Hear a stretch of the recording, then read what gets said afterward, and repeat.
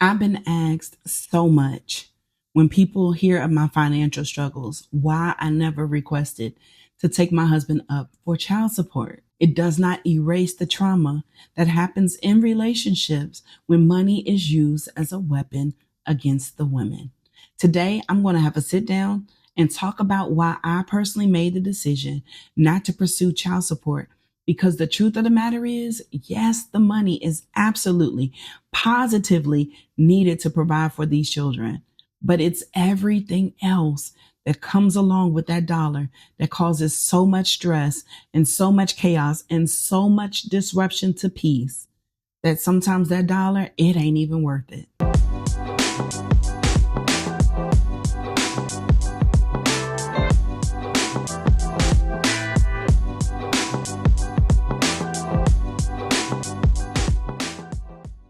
We've heard it said before that all money is not good money. And I believe even in this situation, sometimes that applies because that dollar, it can mean somebody's safety.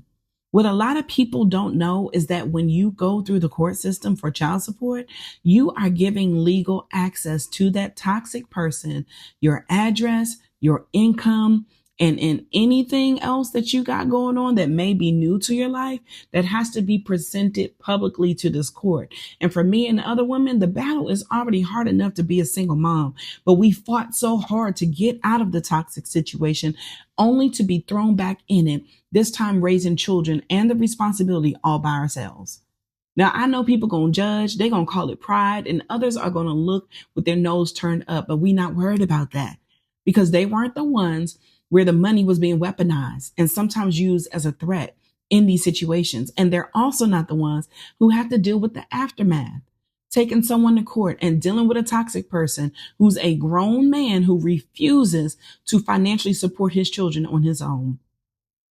I believe that people are quick to cast their judgment and their opinions on something that they don't even know how they would handle had they had to experience it too. And most of the time, the women who are left to raise these children, this was never a part of their plan and their future to be single moms doing it alone. Especially people like me being married for 23 years with my husband and having him have a say so in every move that we make and then turn into the biggest shock of my life now being out of the relationship and he has completely stopped supporting our kids altogether. Instead of pouncing on the head of the women who are still left responsible to take care of the children, to support their healing, to secure their safety, to retrain their nervous system, to provide the emotional support and unconditional love after the separation, all while still trying to live as normal as possible, uphold her own financial obligations, keep her mind intact, it's a bit much to expect her then to act and exist as though the financial abuse in the relationship never happened. And now I got to drag myself back through that trauma again because that's what society thinks. We owe no one no explanation. In fact, in 1 Timothy 5:8, the Lord addresses it. He says, if anyone fails to provide for his own, and especially for those of his own family, he has denied the faith by disregarding its precepts and is worse than an unbeliever who fulfills his obligation in these matters. So the Bible's saying a man who says he's a man of God who doesn't do it, you're worse than a person who's an unbeliever who does. God is going to deal with them accordingly. God loaned these children to us, and I believe that our children deserve a mom who is more emotionally, mentally, and spiritually solid other than a mom who has the financial support, who is still broken down, who is still torn and stressed out. I refuse to allow anybody to make me feel guilty about my decision. See, as a kid, I heard a lot of stories of people separating and how the fathers just completely abandoned their responsibilities. Never in a million years did I think I was going to be living that story until I actually had to live that story. Now, I'm not going to paint a picture of falsehood to you guys and act like it's absolutely roses and glam over here and make it seem like it's the easiest season. It's not. Because this is probably the hardest financial season in my life that I've had to ever face. But what I am realizing more and more every single day is that God has many ways that he will use what he wants, who he wants, how he wants, according to his will and purpose to provide provision for you and your children. You just have to have the faith and the confidence that not only can he, but that he will. Look at the book of Exodus in the Bible where the children of Israel were being freed from that bondage. God provided them on a daily basis what they needed. Even though they didn't understand, they murmured and they complained about what was happening and what was given. So much complaints that they contemplated on going back to what was familiar versus renewing their minds, seizing the opportunity, and relearning God's way so that they can enjoy their freedom.